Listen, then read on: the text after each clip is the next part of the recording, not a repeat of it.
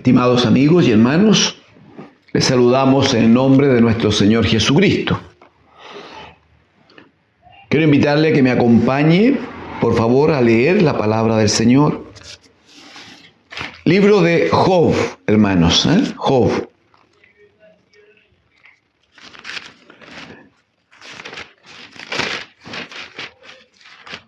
Job, en el capítulo número 3.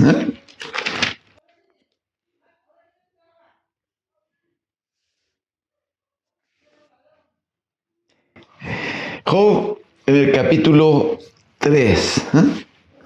Vamos a leer los primeros 9 versículos. Los versículos del 1 al 9 vamos a leer. Leo en el nombre del Señor Jesucristo.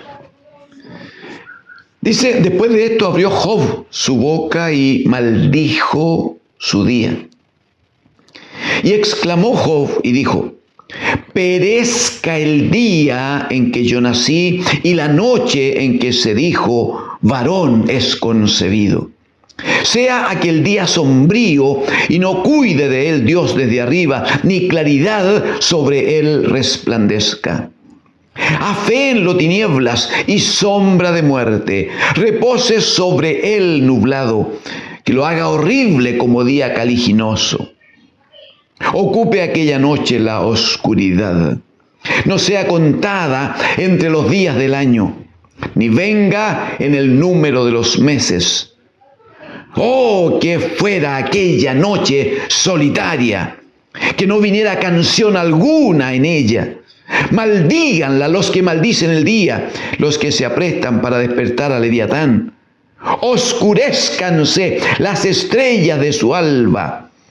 Espere la luz y no venga, ni vea los párpados de la mañana.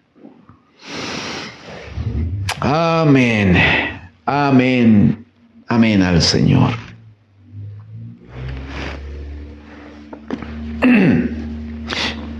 Estimados amigos, amados hermanos, cuando hablamos de oración, creo recordar que algo hemos compartido en otros momentos por esta misma vía. Cuando hablamos de oración, hablamos de algo más que un rito, que una ceremonia religiosa, ¿verdad que sí? Seguramente hemos dicho que la oración es una permanente comunicación y permanente comunión con Dios, nuestro Padre. En esa condición, en condición de hijo a padre, lo dijo el Señor. Mateo capítulo 6. Cuando oren, dijo el Señor, bueno, tienen que meterse a la pieza, cerrar la puerta y orad, dice, a vuestro Padre. Y vuestro Padre que está en secreto les recompensará en público. El Señor dijo que la oración era eso, una comunión y una comunicación. Entonces, entre un hijo y un padre. ¿Cuánto dura una oración? El apóstol va a decir, orad sin cesar. Jesucristo va a decir a los discípulos, orad y velad para que no entréis en tentación. Significa que durante todo el tiempo en que estoy propenso a caer en tentación, debo estar orando. Por tanto, ¿cuánto dura una oración si no es una vida en comunión y en comunicación con Dios, nuestro Padre?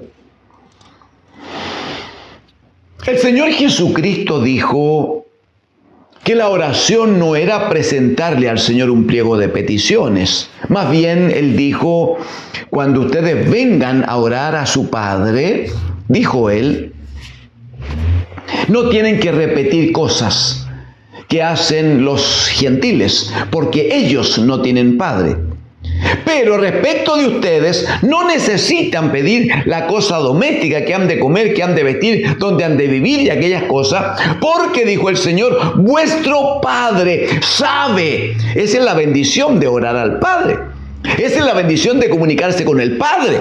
Porque el Señor dijo, vuestro Padre sabe de qué cosas tenéis necesidad antes que vosotros la pidáis. Entonces, si no debo pedir cosas, ni más pan, ni más plata, ni más zapatos, ni más trabajo, entonces alguien diría, ¿para qué oro?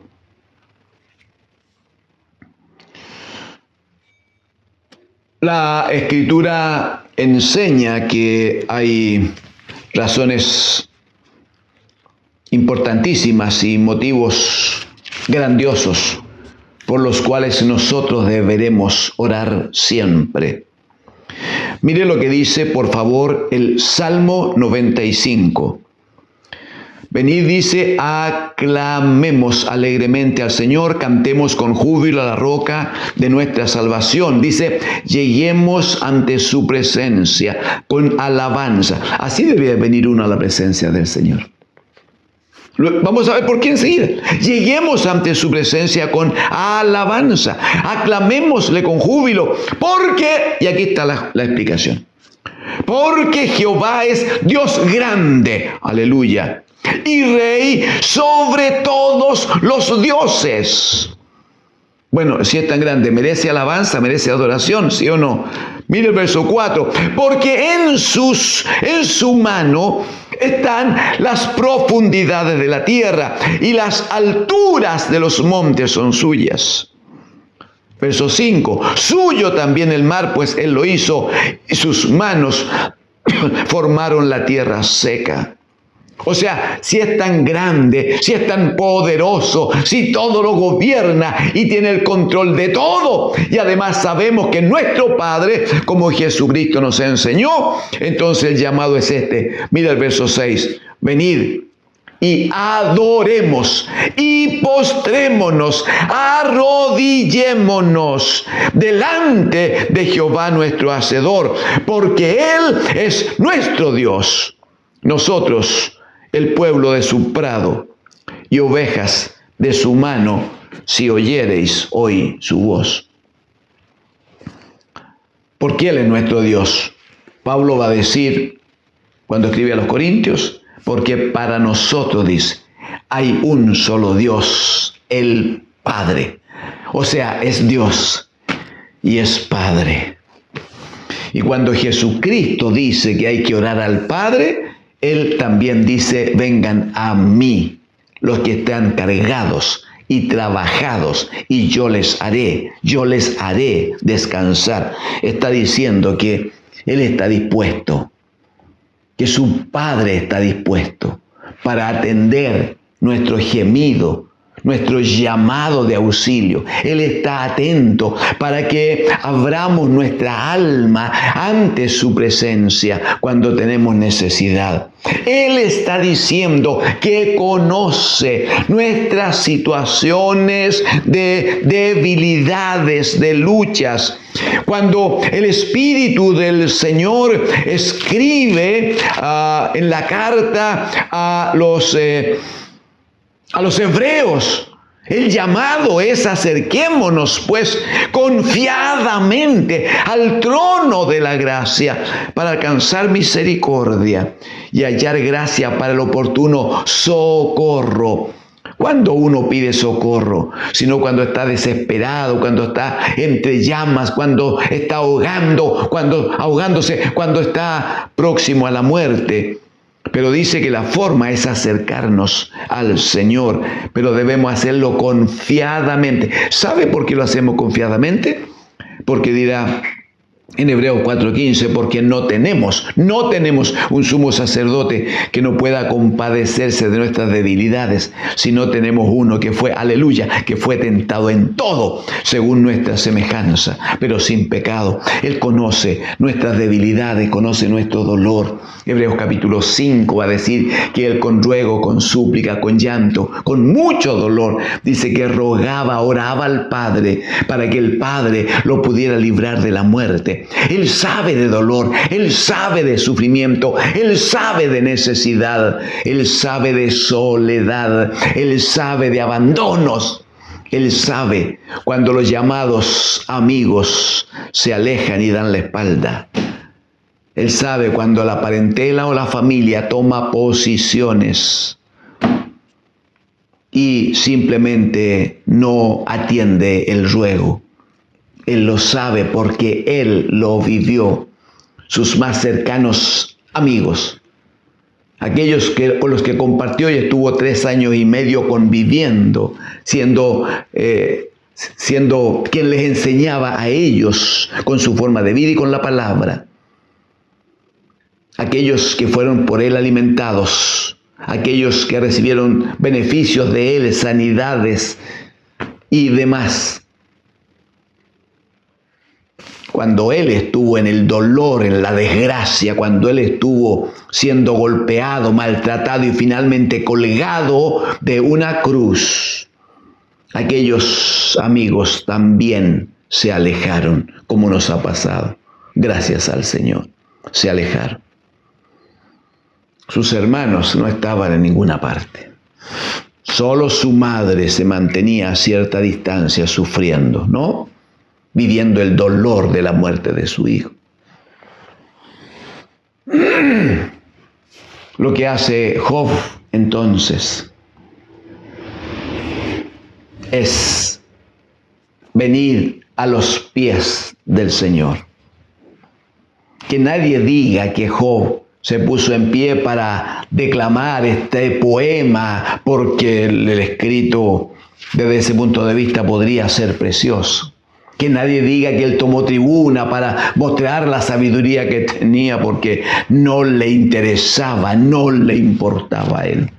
Él necesitaba venir y verter a los pies del Señor todo su dolor, toda su amargura. Hay 2 o 3 cuestiones que quiero compartir con ustedes, si me permite, en este tiempo de intimidad entre Job y el Señor, en presencia de sus amigos que habían guardado respetuoso silencio.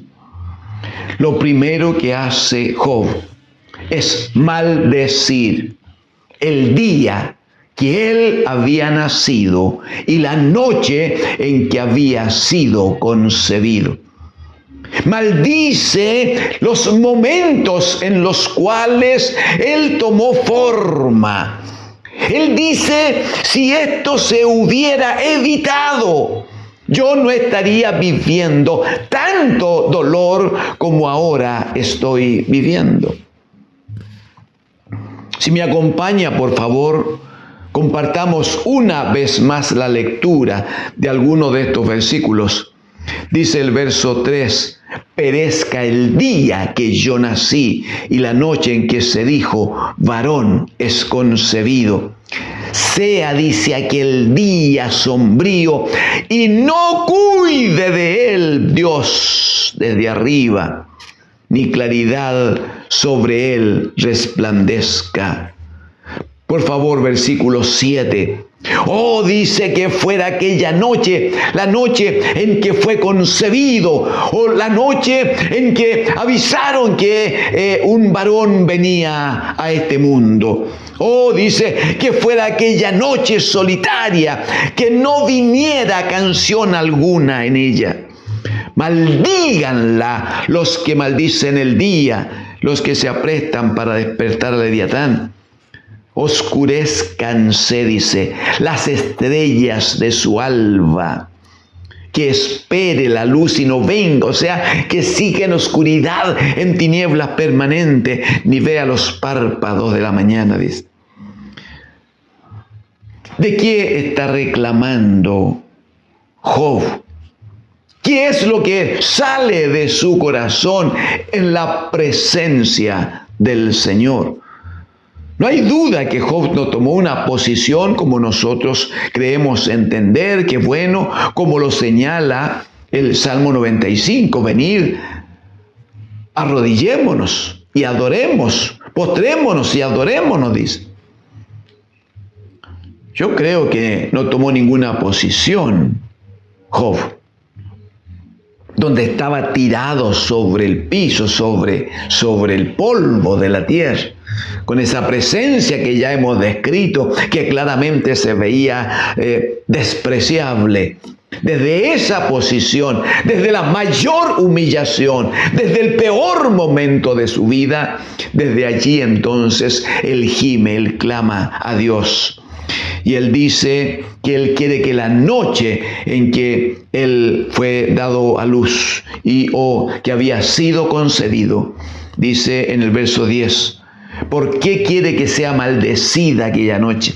Porque dice, no cerró las puertas del vientre donde yo estaba. Lo que está diciendo es que Él entiende ahora que hubiera sido bueno que nunca hubiese sido parido por su madre. Lo que está diciendo es que nunca debió ver la luz de esta vida, de este sistema. Verso 10, por cuanto no cerró las puertas del vientre donde yo estaba, ni escondió de mis ojos la miseria. Pregunta, ¿por qué no morí yo en la matriz o expiré al salir del vientre? Ese era un buen momento para acabar con la vida, dice. Verso 12, ¿por qué me recibieron las rodillas? ¿Y a qué los pechos para que mamase? Pues si esas cosas no se hubieran dado, verso 13, pues ahora estaría yo muerto y reposaría. El apóstol Pablo va a decir a los filipenses en el capítulo 1 que estar con el Señor es muchísimo mejor. No hay duda de eso. Estar en Él y con Él es lo mejor que nos pueda pasar. Job en su desesperación ante la amargura del alma y ante el dolor que vivía, no por solo unos días, por semanas. Luego va a decir que por meses, hermanos, por meses. Entonces él dice en el verso 13, pues si se hubiera dado de la manera que lo está declarando, pues ahora estaría yo muerto y reposaría, dormiría. Y entonces tendría descanso. Mire la profecía. Está proclamando que el que está en Cristo, el que vive en Cristo nunca muere. Aleluya. Lo va a decir el apóstol Pablo a los tesalonicenses. Los que duermen en el Señor, va a decir. Pues bien, porque los que estamos en Cristo, siendo Cristo el Señor, la resurrección y la vida, el Señor ha dicho que aunque uno estuviese muerto, va a vivir igual, y los que viven en Él, va a decir, nunca morirán, sino tendrán vida eterna. Hay un momento en que el cuerpo, lo exterior, no, el vaso necesariamente volverá al polvo, pero el alma reposará, descansará, dormirá, como lo entendía Job en aquel tiempo por causa de su sabiduría. Dice en el verso 13, pues estaría yo muerto y reposaría, dice, dormiría y entonces tendría descanso. Es interesante lo que sigue, lo voy a leer que sea para que lo ponga en su corazón. Dice, verso 14 y 15, dice, con los reyes y con los consejeros de la tierra que reedifican para sí ruinas, o con los príncipes que poseían el oro, que llenaban de plata sus casas. Dice, si yo hubiese muerto, estaría junto a aquellos que antes fueron reyes, que antes fueron consejeros, que fueron importantes, que reedificaron, que edificaron cosas, sí, pero para su ruina, porque de nada les sirvió. O estaría con los príncipes, aquellos que acumulaban oro, que llenaban su casa de plata, sí, pero cuando mueren, lo va a decir el sabio Salomón, cuando mueren todos son iguales. El rico y el pobre, dice Salomón, tienen un mismo suceso en su vida. El uno y el otro necesariamente van a morir, y en la muerte no hay ninguna diferencia. Versículo 16, pregunta Job, ¿por qué no fui yo escondido como abortivo, como los pequeñitos que nunca vieran la luz? Si usted observa, es lo que más manifiesta, déjeme decir el término, es lo que más reclama Job. ¿Por qué no se acabó mi vida antes de nacer o en el momento de nacer? ¿Por qué no fui abortado? Dice, porque Cuando estos pequeñitos no ven la luz y no nacen, verso 17, allí los impíos dejan de perturbar y allí descansan los de agotada fuerza. Allí también reposan los cautivos, no oyen la voz del capataz. Está hablando de los siervos, de los esclavos que son maltratados, que son golpeados. Cuando mueren como abortivos, entonces reposan. ¿No? Reposan de su cautividad y no escuchan la voz ni reciben el látigo de quienes trabajan con ellos. Dice, allí están el chico y el grande y el siervo libre de su Señor. Acompáñenme a los últimos versículos, versículo 23. Y comparta conmigo estos tiempos de tanto dolor de Job, pero que él abre su alma en la presencia del Señor. Pregunta en el verso 23, ¿por qué se da vida al hombre que no sabe por dónde ha de ir y a quien Dios ha encerrado? Es tremendo lo que dice Job,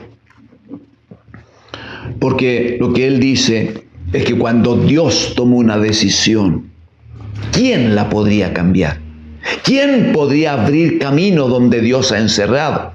Cuando Dios, lo dice en Apocalipsis el Señor, las puertas que Él cierra no hay quien abra, y las que abre no hay quien las pueda cerrar.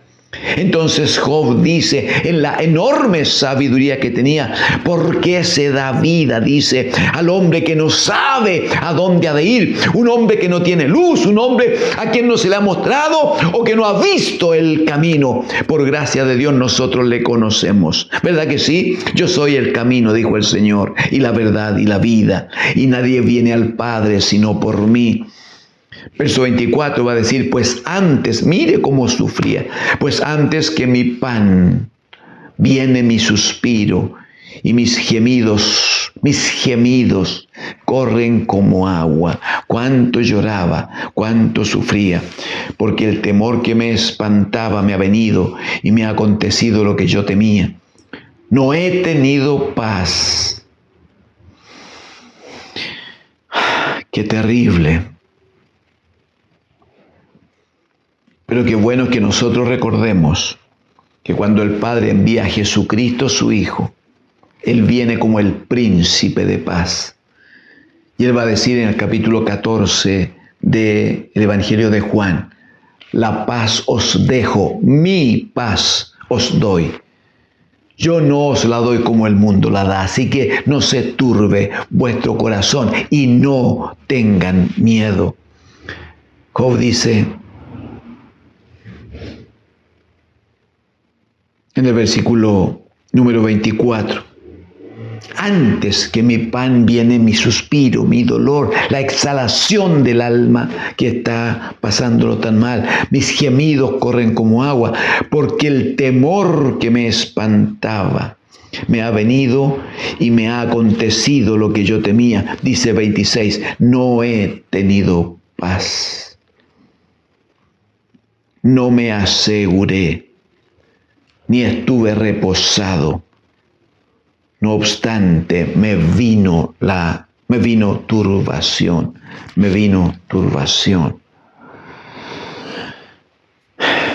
Para terminar, quiero citar dos ejemplos de dos varones que vivieron una experiencia no igual, con semejanzas entre lo que vivió Job. Acompáñenme por favor a Jeremías capítulo 20. Jeremías capítulo 20.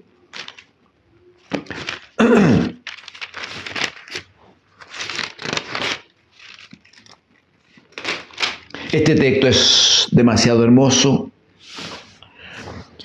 Se inicia en el versículo 7 cuando le dice Jeremías al Señor, me sedujiste, Señor, y fui seducido, fuiste más fuerte que yo. Luego le dice, yo me propuse no hablar nunca más de ti, porque cuando hablaba de ti, entonces tenía puro dolor, puro sufrimiento. Sin embargo, dice, había un fuego dentro de mí, que estaba metido en mis huesos. Traté de sufrirlo y no pude. Veía como todos me asediaban, todos querían destruirme. Pero él decía en el verso 11 de Jeremías 20, mas el Señor está conmigo como poderoso gigante. Aleluya. Sin embargo, en el versículo 13, por favor, versículo 13, dice, cantad a Jehová, load a Jehová, dice, porque ha librado el alma del pobre de mano de los malignos. Pero mire lo que guarda en su alma él, mire lo que hay en su interior. Verso 14, maldito el día en que nací, el día en que mi madre me dio a luz, no sea bendito. Maldito el hombre que dio nuevas a mi padre diciendo, hijo varón te ha nacido, haciéndole alegrarse así mucho. Y sea el tal hombre como las ciudades que asoló Jehová y no se arrepintió. Oiga gritos de mañana y voces a mediodía, porque no me mató en el vientre.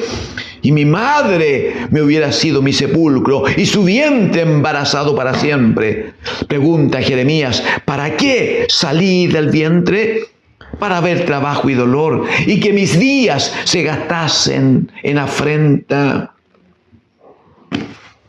Jeremías es un hombre que no lo pasó bien en su trabajo como siervo, como obrero de Dios. Su vida fue de permanente martirio por ser fiel a la palabra del Señor. ¿Y qué hay de aquel varón que según Marcos capítulo 15, en el capítulo 15, estaba a estas alturas colgando de una cruz, siendo el santo, siendo el eterno, siendo el perfecto, siendo el que nunca había cometido pecado, siendo que había estado lleno de glorias allí con su Padre desde la eternidad? Sin embargo, ahora cuelga de una cruz. Y en el capítulo 15 de San Marcos, en el versículo 33, leemos, cuando vino la hora sexta hubo tinieblas sobre toda la tierra hasta la hora novena, 34, y a la hora novena Jesús clamó a gran voz diciendo, Eloí, Eloí, lama sabactani, que traducido es, Dios mío, ¿por qué me has desamparado? Se pueden soportar muchos dolores en la vida, hermanos y amigos.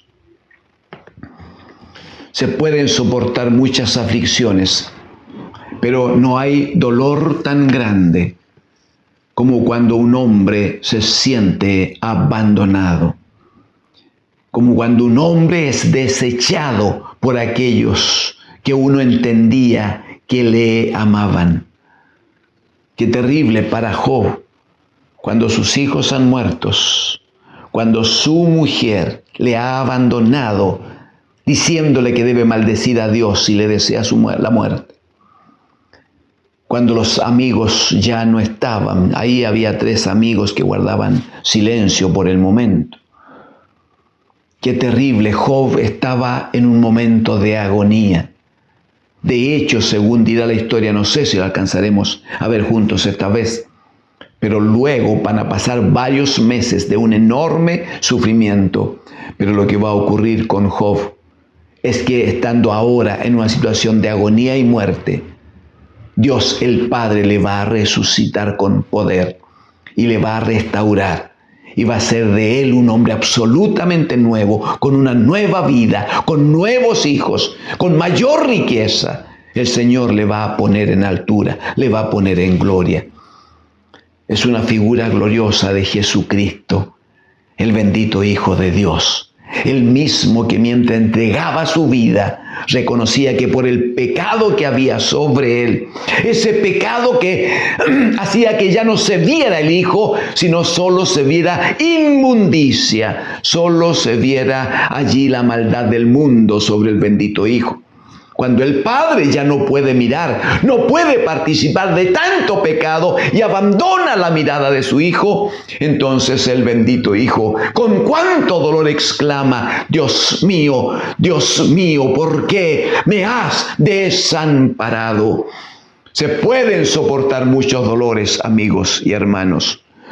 Lo que parte el alma y hace pasar noches de vigilia y días con gran sufrimiento es cuando quienes amaban, o quienes debían amar, o quienes habían prometido amar, simplemente han abandonado y la soledad es lo que les rodea.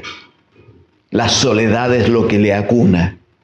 La soledad es lo que hace que el dolor cada día se manifieste y sea mayor. Amigos y hermanos, la lealtad humana es débil, es feble. Hay uno solo que es fiel. Y no es fiel a nosotros, es fiel a su palabra. La Escritura dice que Dios es fiel a su palabra. Pero el bendito Hijo Jesucristo el Señor, que también dice la Escritura que es fiel, Hebreos en el capítulo 3, Él es fiel, dice, en todo sobre la casa, pero no es fiel con nosotros, sino que es fiel al Padre.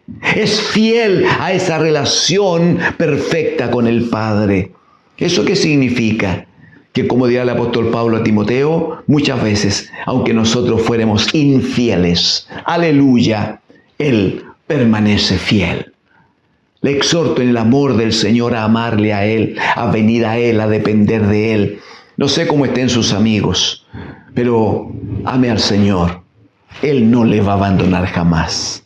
Él no le va a dejar solo jamás. Venga al Señor, confíe en Él.